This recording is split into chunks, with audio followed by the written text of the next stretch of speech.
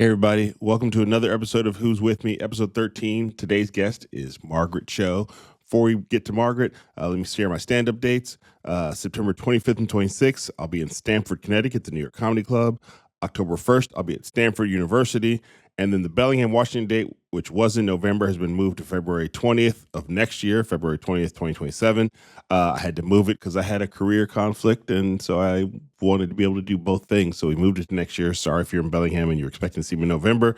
Your ticket is still there. You still have the ticket if you want to use it, or you can get a refund. But anyway, the date will be February 20th, 2027. Black History Month. Maybe there'll still be a Black History Month. That'll be exciting to find out if Donald Trump lets us still have Black History Month next February. Today's guest, again, is comedian Margaret Cho, friend of mine, Bay Area comedian. Bay Area comedy is undefeated, as I always say. She's a political activist. She's a voice for the LGBTQ community. She is queer. She is Korean American.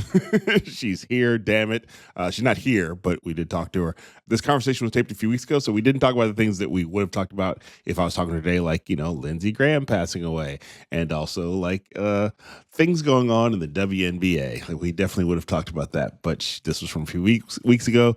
And as usual, I had not talked to her in a long time. So we talked about some things and then got into areas which I was surprised about, but we'll talk about that later. I really would like to talk to Margaret about everything going on in the WNBA. I don't know if she's a huge WNBA fan. I am a sort of a casual fan of the WNBA. We have the Golden State Valkyries here. I went to a game last year, took my daughter. Both my daughters play basketball, so I think that has made me pay more attention to women's basketball. Also, like everybody, I've been like, who is this Asia Wilson I've been hearing a lot about? And who is this Caitlin Clark I've been hearing a lot about? Oh, so like I'm just sort of like learning in real time. Don't really watch the games, but really am enjoying the fact that the WNBA is having its moment. I remember when they started 30 years ago. I'm enjoying that it is having its moment, but not everybody's enjoying that the WNBA is having its moment. And it's so funny. I heard somebody else say this, that men who didn't like women's sports used to just not pay attention to them. And maybe at the most they condescended to them. But now men who don't like women's sports are sticking their fingers all into the middle of women's sports. And I know that sounds gross, and it is gross. But they're saying they're protecting women because they're trying to stop trans women from playing women's sports. I know I've said this other places. I probably said this before. It's just exhausting. And I only know this because I've learned it. I'm not some sort of like born enlightened person. These are all things I've looked up and talked to people about. Let's say that you had an issue with trans women playing sports. Let's say you are the trans women playing sports against women who are not trans. Let's say you had an issue with that, or someone had an issue with that. It should not be in the top 1,000 things that you're worried about because it's not really a problem. Like it's not, and by not really a problem, it's not really happening. So if you have a problem with it, it's not happening often enough that you should be bothered by it. You know what I mean? It's like people who are bothered by trans women in sports have created a fake problem in their head, and then they want to argue with it about it. Somebody on this guy on my Instagram account who likes to come and argue. I should block him, but sometimes I just like to dunk on people. And he was like, trans people should play in their own sports leagues. That's all I'm saying. Dude, there's not even enough trans people to start trans sports leagues. Like that's how small the problem is. It just doesn't. You're inventing a trans sports league, and then trans people won't have enough people to play against in the trans sports league because it's not actually. Somebody said we're focused on the wrong 1%. Like we're focused on the 1% of people that are trans, if it's even that high, instead of focusing on the 1%, as in the billionaires who are destroying our world. Like I did not come up with that, but I thought it was somebody. Saw somebody. I've been reading about this a lot online, and it is so frustrating. And it's frustrating for so many reasons. One, right now, the big sports story, which is not even a sports story, is two ex-NBA nobodies. They played Enes Kanter Freedom and Royce White. Two guys who play in the NBA, although Royce White apparently only played 3 games for an NBA team, and he averaged 0.0 rebounds, 0 assists, but also 0 turnovers. So, let's accentuate the positive. And Enes Kanter Freedom, who's the definition of an NBA journeyman. He had a pretty long career, and he actually made over $100 million in salary money in the NBA. But That's because the NBA pays a lot of people a lot of money. He was never like any team's, like he really contributed and we won a thing. You know, he was tall, and centers get money in the NBA, especially at that era. And I'm not putting I'm not putting either one of them down for their basketball skills.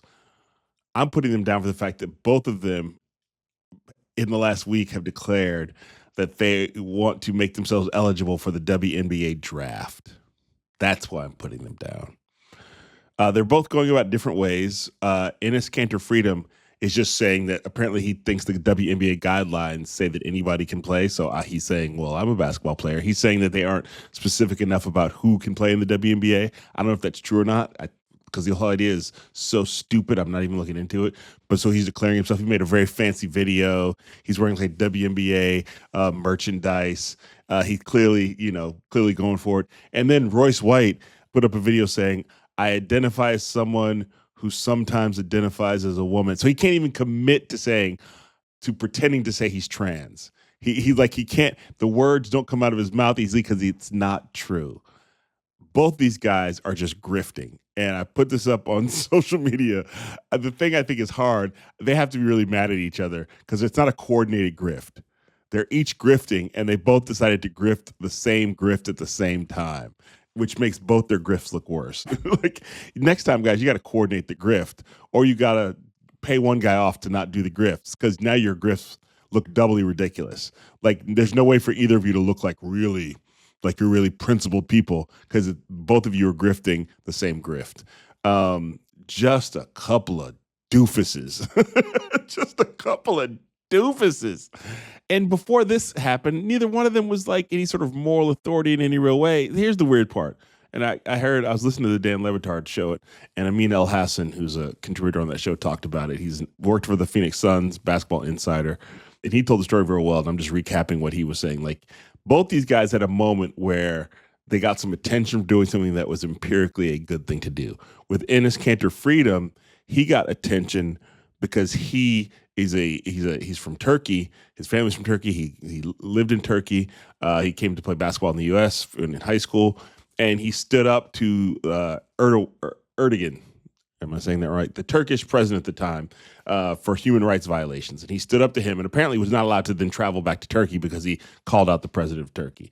If I'm getting some of these, maybe it's the prime minister of Turkey. I'm just going right now. But anyway, he stood up, called out human rights violations in Turkey, and people went, "Yay, good job, Enes Kanter." Back then, he was Enes Kanter, and he liked the attention. Because even when you do a good thing and you get good attention for it, it feels good. So then he called out the NBA for doing games in China, because China also has human rights violations, and less people said yay, because in this country, especially the NBA, a lot of business in China. So and he called out LeBron James for not calling out China. He was like, you've stood up for all these other things, but you're not calling out China. And, but that's when Fox News was like, oh, he's putting down the NBA as a whole. Come to us. Oh, he put down LeBron James. Come to us. And he was like, Fox News was like, come to our loving, grifting arms. And he went to Fox News and became like a right-wing guy who would show up. And then he changed his last name to Freedom, Enes Freedom. And he said that the NBA wouldn't let him play anymore because he was being banned from the league, when really it was like, no, you've hit your sell-by date. You were never that great, and you're older now. And also, you seem like you're going to be a lot of trouble, so we're not interested in it. But then he just couldn't. He was in the right-wing grift machine, so now he's looking for more and more right-wing grifts, and he stumbled upon his latest one. I'm going to say I want to play in the WNBA. And apparently Royce White, who also had a moment, the reason why Royce White only ended up playing 3 games in the NBA, in part, is because he has some mental health challenges, which is sad, and he doesn't like to fly on planes. And in the NBA, you basically have to fly on planes. But apparently his team that drafted him, the Houston Rockets, said, okay, we'll figure out a way for you to take buses because we believe in you to where we're playing. And they worked out a deal with him, according to what I read. But he just never really followed through on the deal and didn't show up. So it seems to have some other issues. So he ended up not making it in the NBA, but played basketball overseas and played in other places. But he got a lot of attention for speaking up about mental health challenges, especially as a black man. He was speaking about mental health challenges. People were like, yay. But then he wasn't playing basketball anymore. but enjoyed the attention. So he did some Black Lives Matter stuff in 2020, like a lot of people did, like apparently he helped lead some protests, but then later said he wasn't affiliated with the Black Lives Matter movement. And then he started just going to the right, and then he eventually ended up running for Senate for the Republican Senate seat in Minnesota, where he's from, in 2024, and he lost. He also apparently at some point along the way, his ex-wife got a restraining order against him, a 50-year restraining order against him, so that he can't be around her for 50 years, but can't be around one of their kids for 2 years. It's super messy. So again, neither one of these guys is some person of good moral character. And so, and now in the last week, they both decided that they're submitting themselves to be WNBA prospects in this year's draft. Now, you know, they can submit themselves. WNBA has lots of people who submit for the draft that they don't draft. So, but it's just messy, and it's also just getting Fox News and right-wing people all like foaming at the mouth, and even some people on the left who are obsessed about the idea of protecting women's sports when women's sports is only under attack from men and grifters. Women's sports are not in danger from trans people. Women's sports is in danger from the patriarchy. And this is just another way in which the patriarchy won't let women just play a game of basketball. Because there's no trans women in the WNBA. Apparently there's no trans women even like seriously trying to get into the WNBA. There's a French player that I read about who's 34 years old who said she would love to be invited, but she's 34 and the WNBA has not invited her. So there's like, and that person's not even like trying to get in the WNBA. So there's not some wave. It's, you know, the movie Joanna Man was a comedy because it was ridiculous. That's what people keep bringing up. There was a movie from back in the day, Joanna Man, where a man pretends to be a woman to play basketball. I've never seen the movie, so I can't tell you nothing about it, but it comes up a lot right now. And I just want to say, men like myself need to be very clear where we stand on this issue, because this is all a result of the right wing weaponizing trans people and acting like trans people are raising your price at the grocery store. Trans people are why your cities aren't safe. Trans people are why we're at war with Iran and why we spent over $30 billion at war with Iran. That's trans people. Trans people are why our immigration system is fucked up. It's not because of our president and our government as a whole. That trans people have somehow fucked up all these different parts of America and the world, and so we need to go after them. And we all know that's not true. That is white men, and it is specifically right now Donald Trump and his goons. Leave trans people alone. Just leave them alone. Let them be, and you'll find out that the only thing we're under threat of in this country is the patriarchy and white male supremacy. My guest today is Margaret Cho. She's a mentor of mine. She's one of the greats comedians. We talk a lot about her style of working, how she works. We talk a lot about her being the godmother of sort of Asian American comedians, but also the godmother of sort of like Bay Area comedians, someone like myself. And we also spent some time talking about an old friend of ours who passed away last year, a comedian named Jim Short. I didn't expect that we would talk about it that much, but we sort of just ended up talking about him a little bit, and we ended up pretty deeply in a conversation about Jim Short, which, you know, I don't think we talk a lot about unsettled grief. And Jim is a guy who, as we talk about, I had issues with and never resolved them. And then he passed away, and now I never will. So it was good to talk about him because he was a great, great comedian. Check out his work out there.